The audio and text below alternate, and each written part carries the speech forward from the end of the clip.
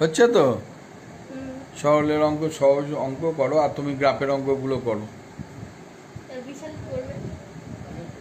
বিশাল দেখ, ভালো করে দেখ।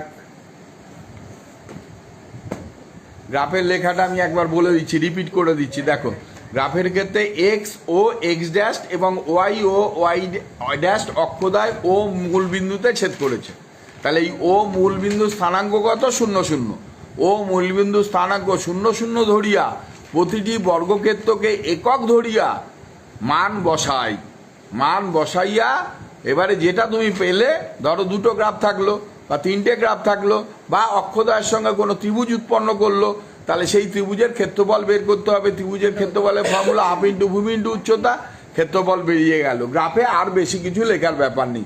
গ্রাফ পেপারে কোনো রকমভাবে পেন ব্যবহার করা যাবে না, পুরোটাই পেন্সিল দিয়ে লিখতে হবে।